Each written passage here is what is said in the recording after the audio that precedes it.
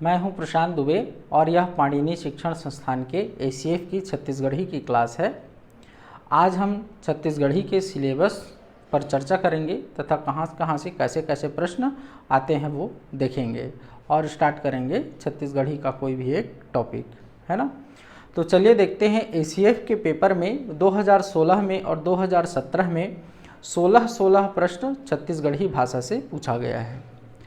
वस्तुतः जो एडवर्टाइजमेंट है उसमें छत्तीसगढ़ी से कितने प्रश्न पूछे जाएंगे यह डिफाइन नहीं किया गया है, लेकिन जो पूर्व के वर्षों में जितने प्रश्न आए हैं संभावना है कि 16 प्रश्न पुनः छत्तीसगढ़ी से पूछा जाएगा।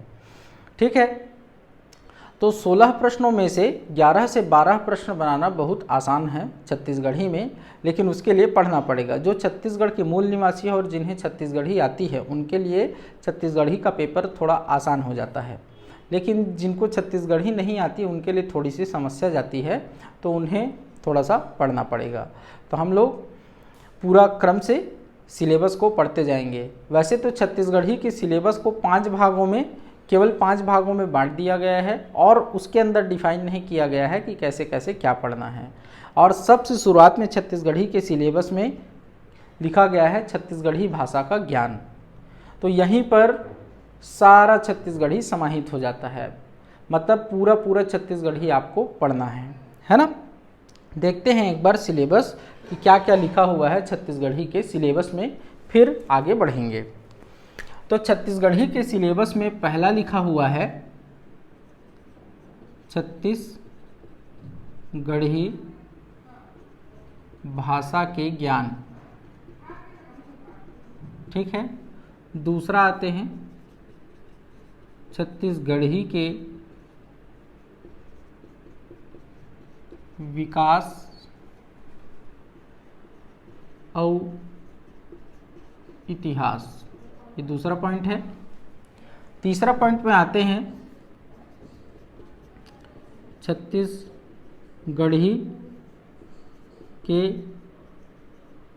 प्रमुख साहित्य और साहित्यकार। चौथा पॉइंट जो लिखा हुआ है छत्तीसगढ़ी के व्याकरण। और पांचवा पॉइंट जो लिखा हुआ है हिंदी ले छत्तीसगढ़ी तथा छत्तीसगढ़ी ले हिंदी प्रशासनिक शब्दकोश।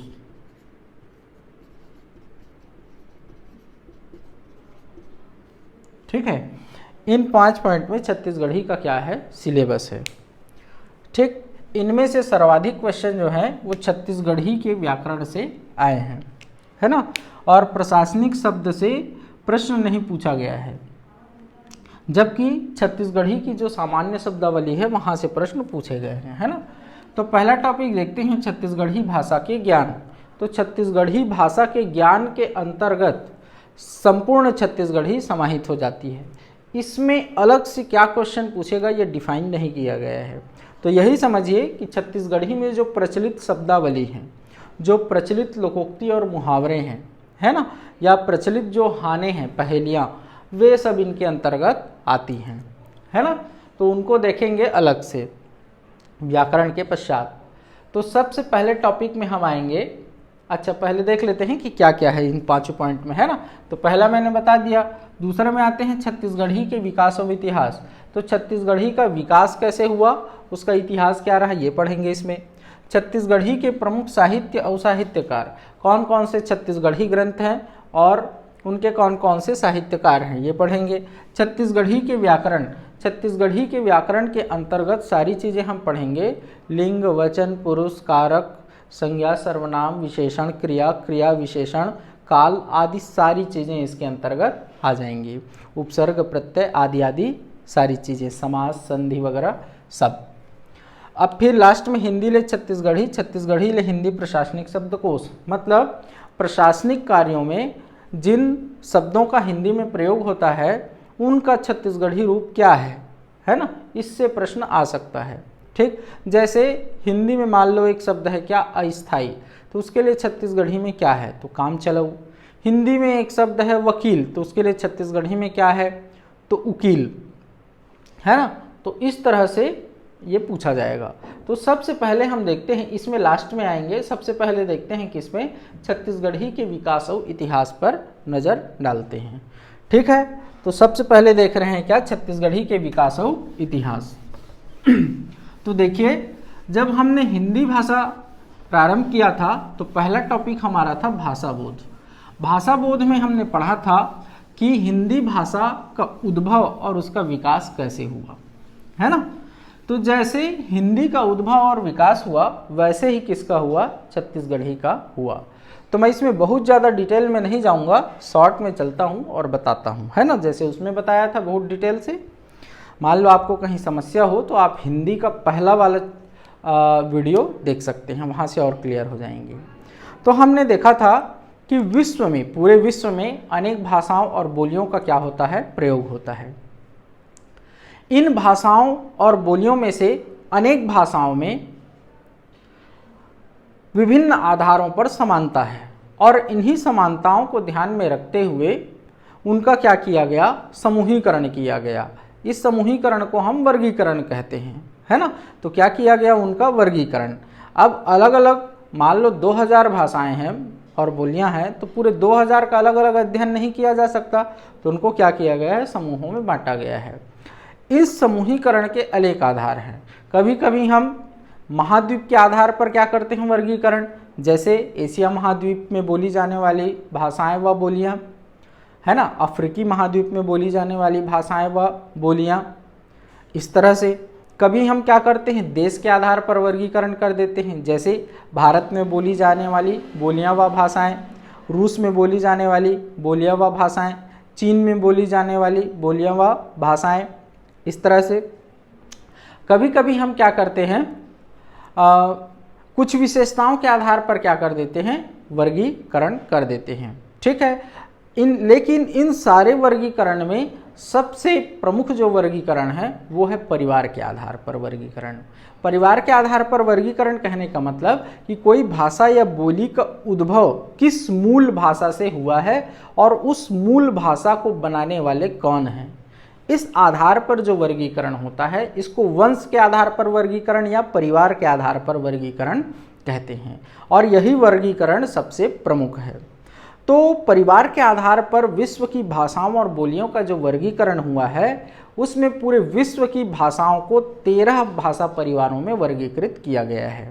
कितने भाषा परिवारों में, 13 भाषा परिवारों में वर्गीकृत किया गया है। क्या कहा मैंने कि विश्व में जितनी भी भाषाएं और बोलियां बोली जाती हैं उनमें से उन सभी का वर्गीकरण 13 भाषा परिवारों में किया गया है। किस आधार पर, परिवार के आधार पर, है ना। तो हम 13 को नहीं पढ़ेंगे, कुछ प्रमुख के नाम मैं आप लोगों को बता देता हूं। तो सबसे बड़ा जो भाषा परिवार है वो है भारोपीय या प्राक आर्य भाषा परिवार। फिर दूसरा आते हैं चीनी तिब्बती भाषा परिवार।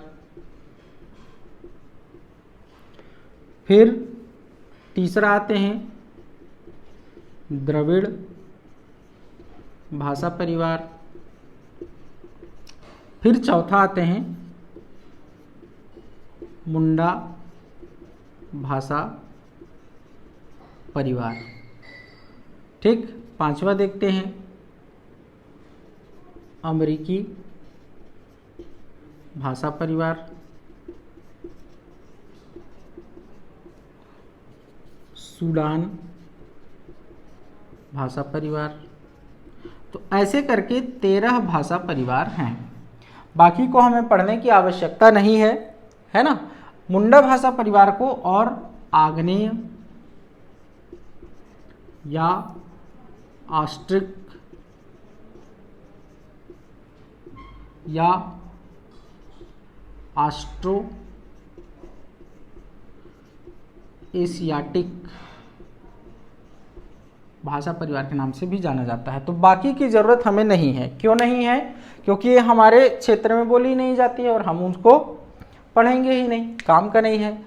इन चारों का प्रयोग, इन चारों भाषा परिवारों के अंतर्गत प्रयोग में लाई जाने वाली भाषाओं और बोलियों का प्रयोग भारत में होता है, इसलिए हम इन चारों को देखेंगे। ठीक है, इनमें से 3 का प्रयोग छत्तीसगढ़ में भी होता है और चौथा अभी अभी प्रयोग में आना शुरू हुआ है। ठीक है, तो देखते हैं सबसे पहले क्या, भारोपी या प्राक आर्य भाषा परिवार। ठीक है, ये क्या है? इन 13 भाषा परिवारों में से सबसे बड़ा भाषा परिवार है, भौगोलिक आधार पर, बोलने वाले लोगों की जनसंख्या के आधार पर भी। ठीक है, तो चलिए उसी में आते हैं। सबसे पहले भारोपी कहने का कारण ये है कि यह भारत और यूरोप में, मतलब इस परिवार की जो भाषाएं हैं वो भारत और यूरोप में बोली जाती हैं। तो भा से भारत और यूरो से यूरोप और पीय तो दोनों में जुड़ा है ना। तो भारतीय और यूरोपीय दोनों के मिश्रण से क्या बना? भारोपीय। प्राक आर्य भाषा, अच्छा पहले लिख देता हूं मैं, है ना, भारोपीय या प्राक आर्य भाषा परिवार। आर्य भाषा परिवार कहने का कारण ये है कि इस भाषा का निर्माण, इसमें जो भाषाएं और बोलियां हैं उनका निर्माण आर्यों द्वारा किया गया है। उनका विकास किसके द्वारा हुआ है? आर्यों के द्वारा। आर्य जो है 2 भागों में बंट गए। अभी तक ये नहीं पता चला है, मतलब सर्वमान्य ऐसा कोई मत सामने नहीं आया है कि आर्य कहाँ के थे, वे कहाँ से आए थे, है ना। लेकिन आर्य लोग जो हैं वो 2 भागों में बंट गए थे, एक भारतीय उपमहाद्वीप में और दूसरा ओक्सॉस की खाड़ी में या फारस तरफ, यूरोप तरफ समझ लीजिए, है ना। तो दोनों तरफ उन्होंने अलग अलग भाषाओं को क्या दिया? जन्म दिया। तो आर्यों के द्वारा विकसित होने के कारण इसे आर्य भाषा परिवार या भारत और यूरोप में बोले जाने के कारण भारोपी भाषा परिवार कहते हैं। ठीक है, तो देखते हैं अब इसकी 10 शाखाएं हैं। भारोपी भाषा परिवार की 10 शाखाएं हैं। अब भाई विभिन्न विशेषताओं के आधार पर एक भाषा परिवार बना दिया गया। अब उन विशेषताओं, मतलब उनके अंतर्गत जो भाषाएं और बोलियां बोली जाती हैं उनमें भी कुछ कुछ अंतर है। उसके आधार पर इसकी पुनः क्या बना दी गई? 10 शाखाएं बना दी गई, जिसमें से 2 प्रमुख शाखा मैं बता दे रहा हूँ। जर्मनिक, एक शाखा क्या है? जर्मनिक, और दूसरी शाखा है भारत ईरानी। दूसरी शाखा कौन सी है? भारत ईरानी शाखा है ना। तो जर्मनिक से जर्मन, अंग्रेजी, डच आदि भाषाओं का क्या हुआ? विकास हुआ। भारत ईरानी शाखा है, उसके पुनः 2-3 उपशाखाएं हैं, जिनमें से एक है ईरानी और दूसरा है भारतीय, या हम लोग उल्टा कर लेते हैं, भारतीय को पहले लिख लेते हैं, ईरानी को बाद में, है ना, ताकि हमारे लिए क्या हो जाए? आसान हो जाए। तो 2 भाग हैं मैंने बताया, एक क्या है? भारतीय और दूसरा है ईरानी। ईरानी से अवेस्ता, फारसी, पश्तो आदि भाषाओं का क्या हुआ? विकास हुआ। और इसका जो भारतीय उपशाखा थी, उस भारतीय उपशाखा में सबसे पहले क्या था? वैदिक संस्कृत। क्या था? वैदिक संस्कृत। ठीक, फिर वैदिक संस्कृत से लौकिक संस्कृत, ऐसा चलते गए। तो अब मैं सबको मिटा रहा हूं, यहां तक आपको ध्यान में रखना है। मैं मिटा रहा हूं और कहां आ रहा हूं? सीधे भारतीय में आ रहा हूं। तो हम क्या पढ़ेंगे? भारोपीय भाषा परिवार के भारत ईरानी शाखा के भारतीय उपशाखा को अब हम पढ़ रहे हैं। ठीक है, क्यों पढ़ रहे हैं आगे क्लियर हो जाएगा। ठीक, तो मैं आ रहा हूं, है ना।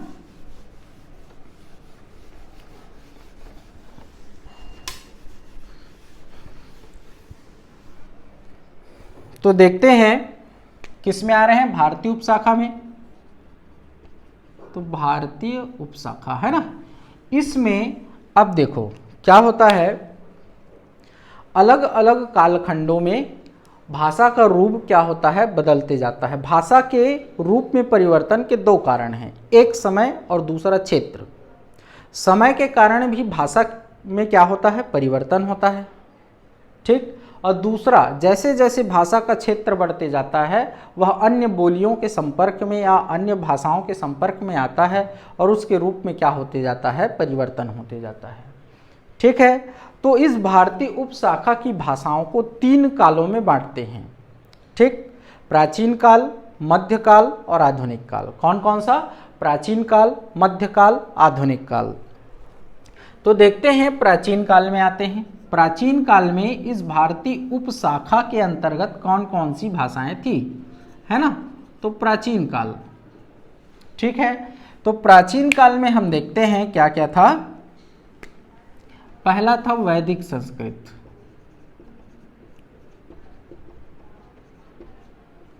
समय था 1500 ईस्वी पूर्व से 1000 ईस्वी, है ना।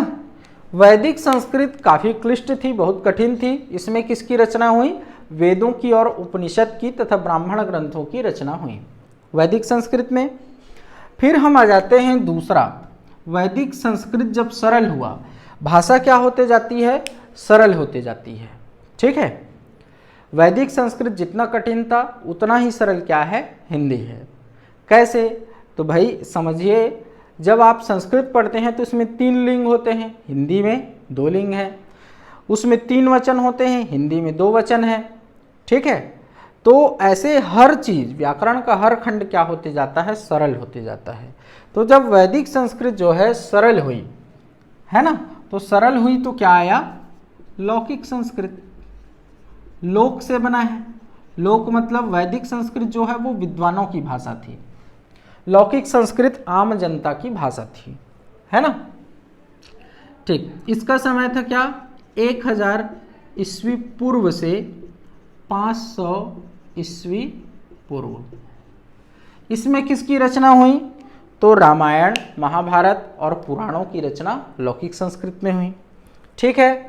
पुनः भाषा सरल हुई, क्यों, क्योंकि आर्य जो है भारत के उत्तर से दक्षिण पूर्व की ओर लगातार बढ़ रहे थे और उनका क्षेत्र क्या हो रहा था, विस्तार हो रहा था, जिससे उनकी भाषाएं अनेक भाषाओं से टकरा रही थी, जिसके कारण क्या हुआ, भाषा और सरल होते गया।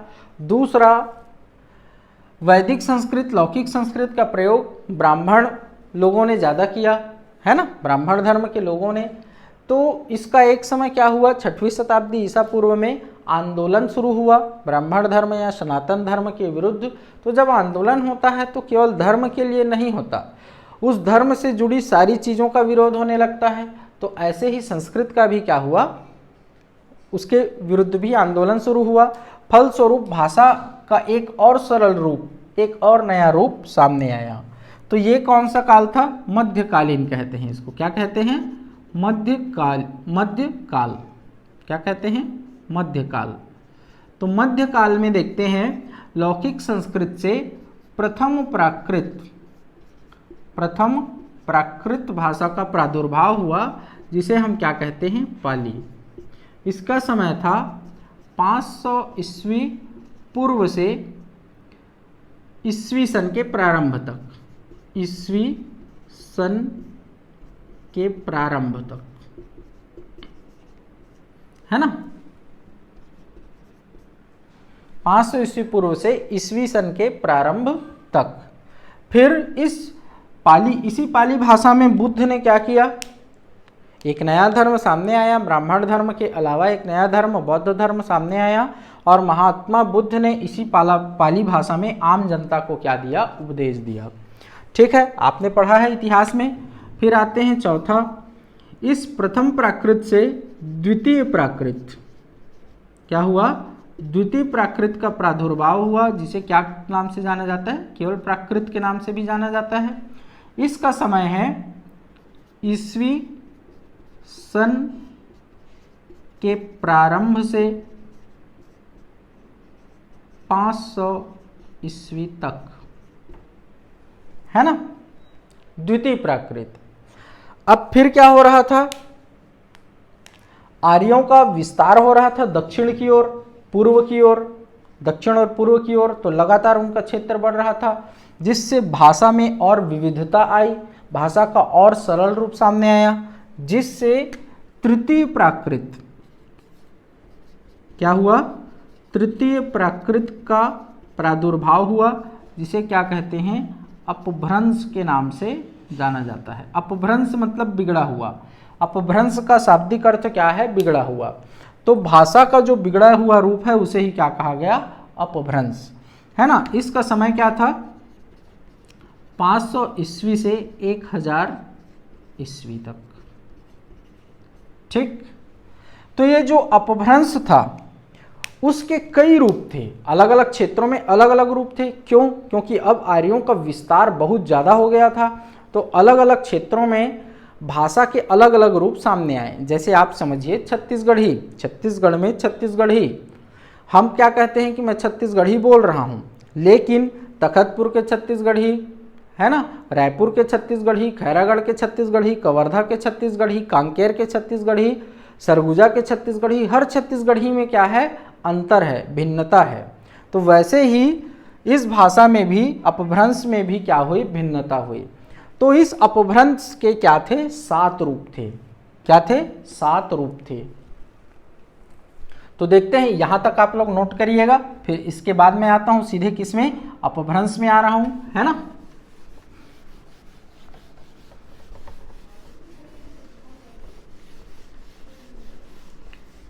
ये सब समय पूछा जा सकता है, ठीक है, जो कालखंड मैंने लिखा है इसको पूछा जा सकता है, ठीक। तो किस में आ जाते हैं हम, अपभ्रंश में। अब अपभ्रंश के मैंने बताया क्या, 7 रूप हुए। कौन कौन से 7 रूप हुए, तो सबका नाम जानना जरूरी नहीं है, लेकिन मैं यहां बता दे रहा हूं, ठीक है। सौरसेनी अपभ्रंश, क्या हुआ, एक सौरसेनी अपभ्रंश। सौरसेनी मतलब राजस्थान गुजरात तरफ का क्षेत्र। फिर दूसरा क्या हुआ, मागधी अपभ्रंश। अच्छा, पहले मागधी को यहां लिख देता हूं मैं, है ना। मागधी अपभ्रंश, मागधी मतलब मगध, मगध मतलब पटना, पटना के आसपास का क्षेत्र। फिर तीसरा क्या हुआ, अर्धमागधी, अर्धमागधी, अर्धमागधी मतलब सौरसेनी और मागधी के बीच का क्षेत्र, जिसमें उत्तर प्रदेश का दक्षिणी भाग, है ना, मध्य प्रदेश का दक्षिण पूर्वी भाग और छत्तीसगढ़ क्षेत्र शामिल होता है ना। तो अर्धमागधी, तो सौरसेनी, मागधी, अर्धमागधी। फिर इसके बाद महाराष्ट्री, महाराष्ट्री महाराष्ट्र का क्षेत्र, ठीक। फिर एक हुआ क्या, खस, उत्तर भारत में, ठीक है। खस के बाद हुआ ब्राचड़। तो सौरसेनी, मागधी, अर्धमागधी, महाराष्ट्री, खस, ब्राचड़ और एक छूट रहा है, कोई सा भी है, हमारे काम का नहीं है ना, ध्यान में नहीं आ रहा है अभी, छोड़िए उसको। तो ऐसे ही क्या हुए, अपभ्रंश के 7 रूप हुए, मैं बता दूंगा आपको देख के अभी। अपभ्रंश के याद आएगा तो बता दूंगा, है ना, ध्यान में नहीं आ रहा है, ठीक। तो क्या हुआ, ऐसे ही 7 रूप हुए अपभ्रंश के। इसमें से एक रूप कौन सा है, अर्धमागधी, ठीक है। इसी अर्धमागधी अपभ्रंश से आधुनिक काल में, अभी तक ये क्या है, अपभ्रंश तक क्या है, मध्यकाल है। अपभ्रंश के पश्चात हम किस में आ जाएंगे, आधुनिक काल में, है ना। तो अब किस में आ जाते हैं हम, आधुनिक काल में आ जाते हैं। आधुनिक काल मतलब 1000 ईस्वी के पश्चात, है ना।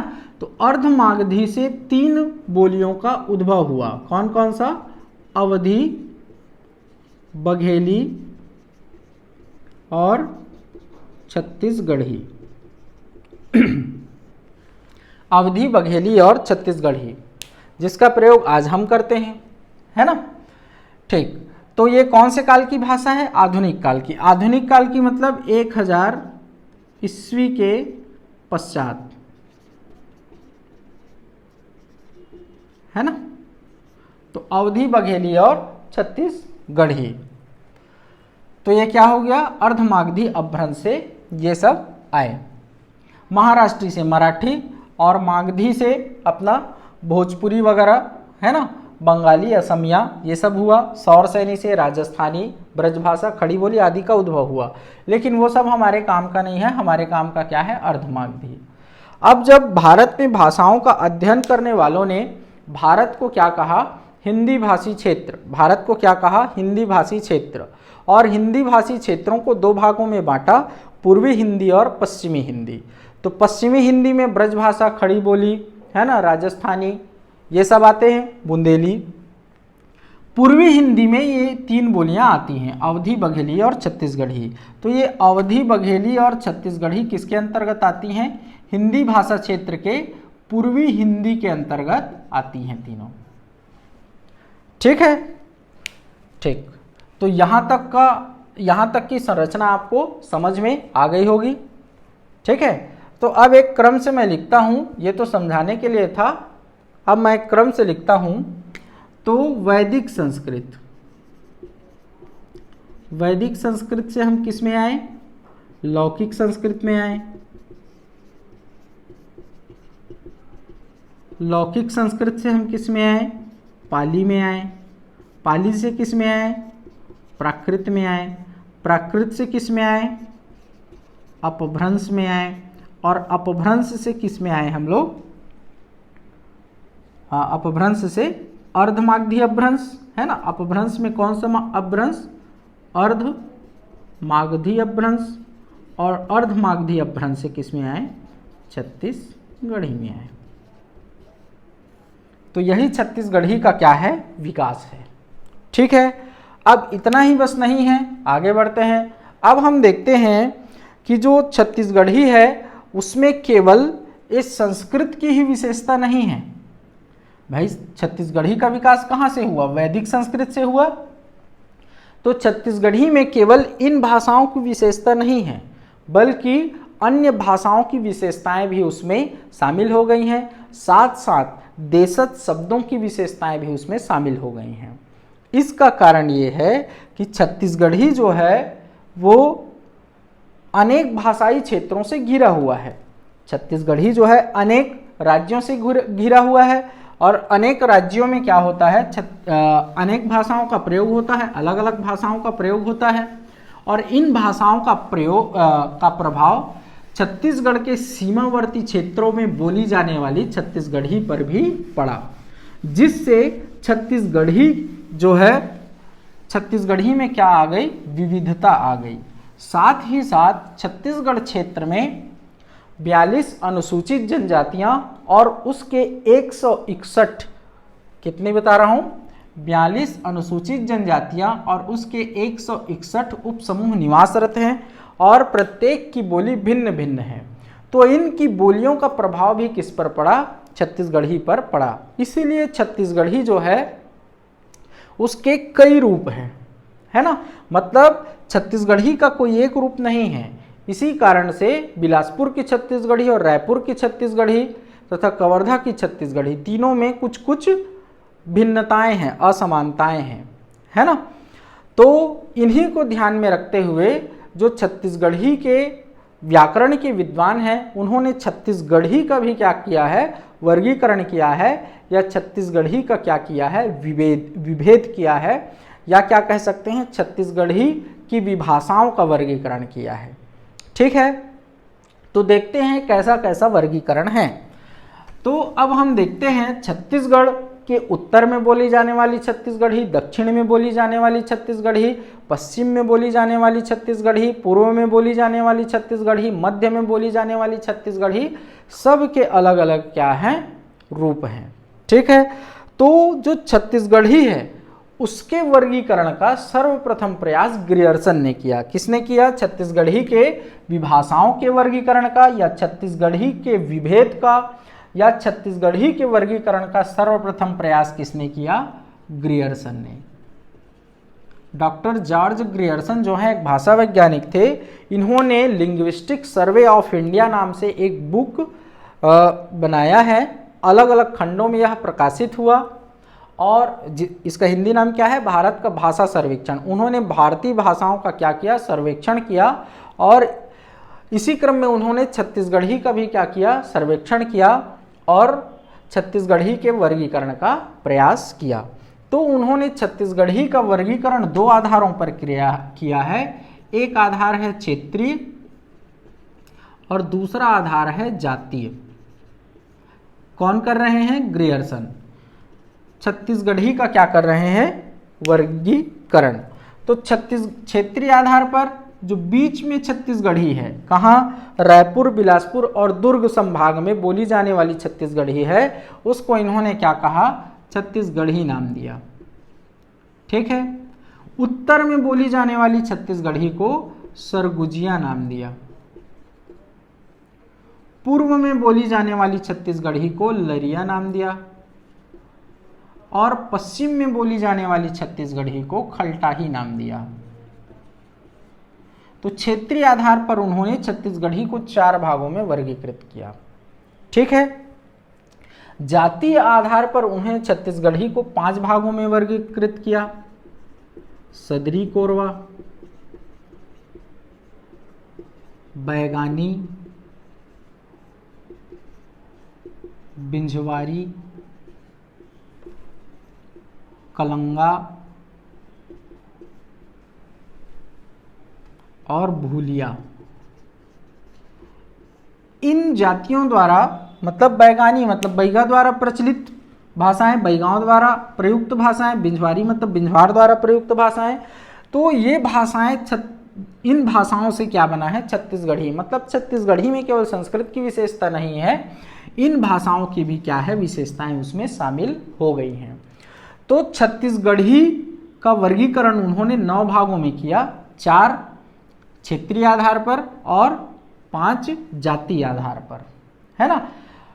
कई विद्वान जो है हल्बी को भी छत्तीसगढ़ी का एक रूप मानते हैं, लेकिन ग्रियर्सन ने हल्बी को छत्तीसगढ़ी का रूप नहीं माना, बल्कि उन्होंने इसको मराठी मिश्रित कहा, है ना, और उन्होंने इसको छत्तीसगढ़ी के वर्गीकरण में शामिल नहीं किया। इसके बाद आते हैं डॉक्टर नरेंद्र देव वर्मा, जिन्होंने छत्तीसगढ़ी भाषा का उद्विकास नामक ग्रंथ लिखा है। उन्होंने इसमें क्या किया है, छत्तीसगढ़ी का वर्गीकरण किया है। कौन है, नरेंद्र देव वर्मा। तो इन्होंने 10 भागों में छत्तीसगढ़ी का क्या किया है, वर्गीकरण। कौन कौन से 10 भाग हैं देखते हैं। तो पुनः इतने ही भाग हैं, ये 9 भाग तो शामिल हैं ही, है ना। तो क्या लिख देता हूं, उपर्युक्त 9 भाग। फिर जो 10वां भाग है वो कौन सा है, हल्बी या बस्तरी। इन्होंने हल्बी या बस्तरी को भी क्या माना है, छत्तीसगढ़ी माना है। तो दक्षिण में बोली जाने वाली छत्तीसगढ़ी मतलब हल्बी बस्तरी, इसको उन्होंने छत्तीसगढ़ी में शामिल किया है। ये कौन है, डॉक्टर नरेंद्र देव वर्मा, है ना। ठीक है। इसके बाद आते हैं कांति कुमार जैन। तो देख लेते हैं उन्होंने कैसे वर्गीकरण किया है। तो कांति कुमार जैन ने भौगोलिक आधार पर छत्तीसगढ़ी का वर्गीकरण 3 भागों में किया है। तीसरा किसको देख रहे हैं, कांति कुमार जैन। इनकी रचना है, मैं रचनाओं को लास्ट में बताऊंगा, जब छत्तीसगढ़ के साहित्यकार और साहित्य पढ़ेंगे तो वहाँ इन सबको भी बताऊंगा, है ना। ठीक। तो कांति कुमार जैन की रचना है छत्तीसगढ़ी बोली व्याकरण और कोश। इसमें उन्होंने भौगोलिक आधार पर छत्तीसगढ़ी का वर्गीकरण 3 भागों में किया है। पहला भाग है सतपुड़ा के उच्च समभूमि में बोली जाने वाली छत्तीसगढ़ी। सतपुड़ा के उच्च समभूमि में मतलब सरगुजा संभाग, ठीक है। दूसरा छत्तीसगढ़ के मैदान में बोली जाने वाली छत्तीसगढ़ी, और तीसरा बस्तर के पठार में बोली जाने वाली छत्तीसगढ़ी। इन 3 भागों में उन्होंने छत्तीसगढ़ी का क्या किया, वर्गीकरण किया। अब इसके बाद आते हैं तो डॉक्टर रमेश चंद्र महरोत्रा। चौथे कौन है, रमेश चंद्र महरोत्रा। रमेश चंद्र महरोत्रा, इन्होंने भौगोलिक आधार पर छत्तीसगढ़ी का वर्गीकरण 5 भागों में किया है। कितने भागों में, 5 भागों में। कौन कौन से भाग हैं, तो पहला देखते हैं केंद्रीय छत्तीसगढ़ी, जिसको क्या कहते हैं, और मूल छत्तीसगढ़ी। मतलब ये केंद्रीय छत्तीसगढ़ी जो है छत्तीसगढ़ी का परिनिष्ठित रूप है। परिनिष्ठित मतलब सबसे शुद्ध रूप है, समझिए, है ना, मानक रूप है, समझिए, है ना, समझना है, ऐसा ऐसा है नहीं, है ना, ठीक। दूसरा देखते हैं पश्चिमी छत्तीसगढ़ी,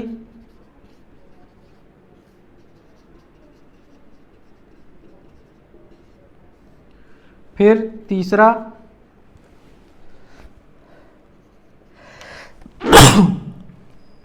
दक्षिणी छत्तीसगढ़ी,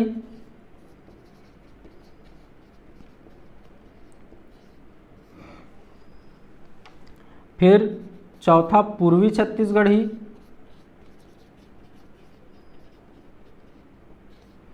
और फिर 5वां उत्तरी छत्तीसगढ़ी। भौगोलिक आधार पर इन 5 भागों में उन्होंने क्या किया, छत्तीसगढ़ी का वर्गीकरण किया। अब इसमें भी अलग अलग भाषाएं और बोलियां उसमें शामिल हैं। तो देखते हैं केंद्रीय छत्तीसगढ़ी में रायपुरी छत्तीसगढ़ी, बिलासपुरी छत्तीसगढ़ी, खैरागढ़ी छत्तीसगढ़ी, कवर्धाई छत्तीसगढ़ी और कांकेरी छत्तीसगढ़ी, बैगानी छत्तीसगढ़ी और देवरिया छत्तीसगढ़ी शामिल हैं। रायपुरी मतलब रायपुर में बोली जाने वाली छत्तीसगढ़ी, बिलासपुरी मतलब बिलासपुर में बोली जाने वाली छत्तीसगढ़ी, खैरागढ़ में बोली जाने वाली छत्तीसगढ़ी, कवर्धा में बोली जाने वाली छत्तीसगढ़ी, कांकेर में बोली जाने वाली छत्तीसगढ़ी, बैगा द्वारा बोली जाने वाली छत्तीसगढ़ी और देवार द्वारा बोली जाने वाली छत्तीसगढ़ी। देवार जाति, बैगा जाति, जनजाति, है ना, ठीक। पश्चिमी छत्तीसगढ़ी में आते हैं तो खलटाही, कमारी और मरारी,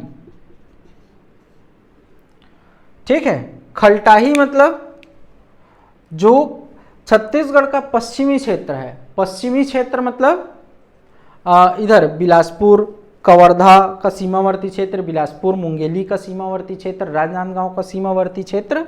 तो यहाँ जो है छत्तीसगढ़ी में मराठी वगैरह का प्रभाव है, बुंदेली का प्रभाव है ना, तो इसीलिए इसको क्या कहते हैं, खलटाही छत्तीसगढ़ी कहते हैं। कमार द्वारा प्रयुक्त छत्तीसगढ़ी को कमारी और मरार द्वारा प्रयुक्त छत्तीसगढ़ी को मरारी छत्तीसगढ़ी, है ना। फिर दक्षिणी छत्तीसगढ़ी में आते हैं तो दक्षिणी में हल्बी, धाकड़, मिर्गानी, ठीक है, इसको उन्होंने शामिल किया है। फिर आते हैं पूर्वी छत्तीसगढ़ी, तो पूर्वी छत्तीसगढ़ी में लरिया, बिंझवारी, बैगानी और भूरिया, है ना, लरिया।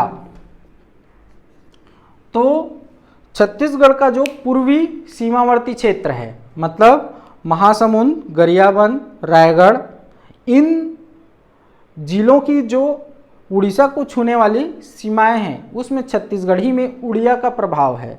तो इस उड़िया मिश्रित छत्तीसगढ़ी को लरिया कहते हैं, है ना। बिंझवार द्वारा प्रयुक्त, बिंझवार जनजाति द्वारा प्रयुक्त बोली को बिंझवारी, बैगानी कहाँ से आ गया,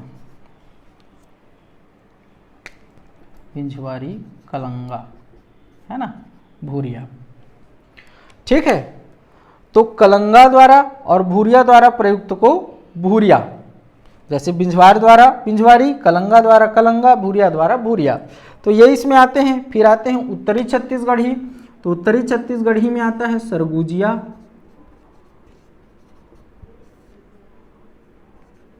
सरगुजिया, है ना। सरगुजिया किसको कहते हैं, जो बघेली, है ना, बघेली आदि से प्रभावित है, बघेली और भोजपुरी से प्रभावित जो छत्तीसगढ़ी है उसको क्या कहते हैं, सरगुजिया। तो आप लोग जानते हैं, है ना, रायपुर बिलासपुर में सरगुजा क्षेत्र के, अंबिकापुर क्षेत्र के अनेक लोग रहते हैं, तो देखना उनके टोन में थोड़ा भोजपुरी टोन है, आपको समझ में आता होगा, है ना। तो भोजपुरी और बघेली से प्रभावित जो छत्तीसगढ़ी है उसको सरगुजिया कहते हैं। फिर इसके अलावा सदरी कोरवा, पंडो और नगेसिया, नागवंशी, नागवंशी, है ना, ये किस में आते हैं, उत्तरी छत्तीसगढ़ी में आते हैं।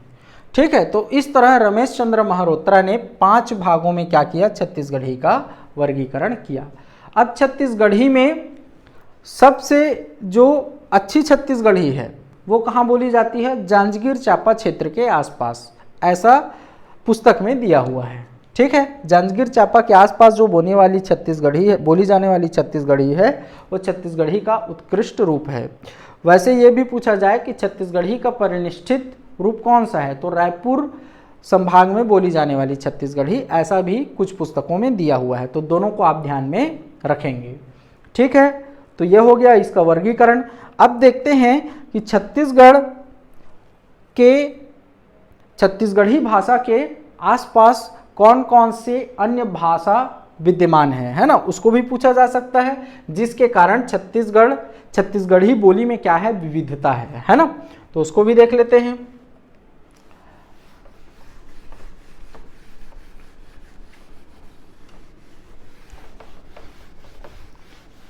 सारी चीजें इंपॉर्टेंट है, इसमें से कुछ भी छोड़ने लायक नहीं है ना। अब देखते हैं कि ये छत्तीसगढ़ी है बीच में,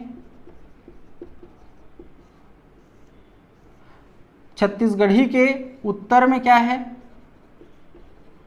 भोजपुरी और बघेली है, बघेली भाषाओं से, भोजपुरी और बघेली से घिरा हुआ है। ठीक है, उत्तर पूर्व में झारखंडी, झारखंडी मतलब नागपुरिया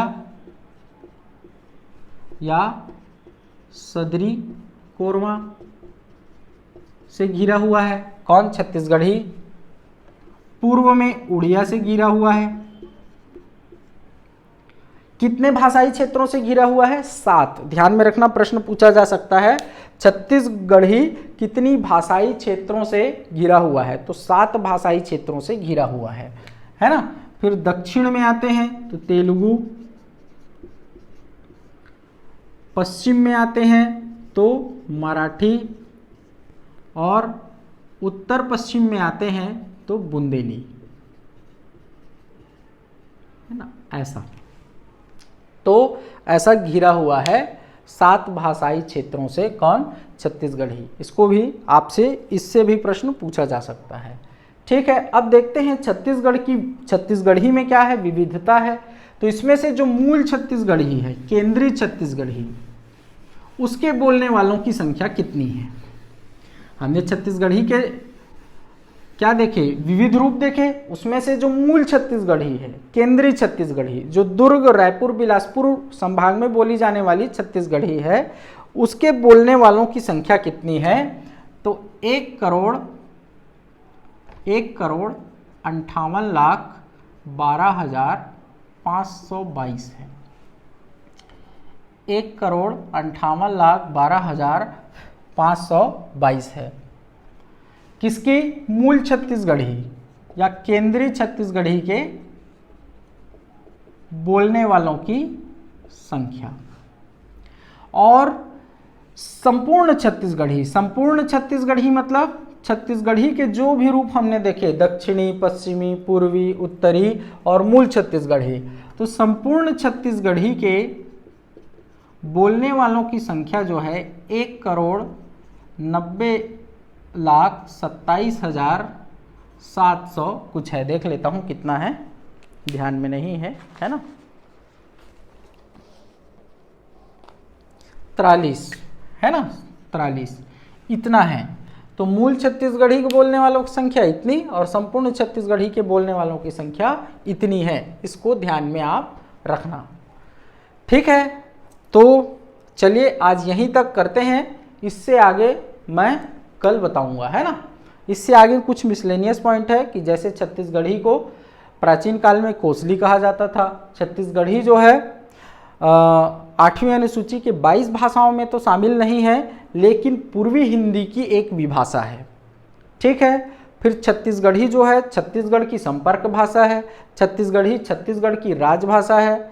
छत्तीसगढ़ में लगभग 93 बोलियों का प्रयोग होता है, जिनमें से छत्तीसगढ़ी और हल्बी सर्वप्रमुख हैं। सर्वप्रमुख छत्तीसगढ़ी है, फिर हल्बी है। तो ऐसी आदि कुछ चीज़ें बच रही हैं इससे छत्तीसगढ़ी भाषा के विकास एवं इतिहास में, तो उसको कल हम देखेंगे, ठीक है।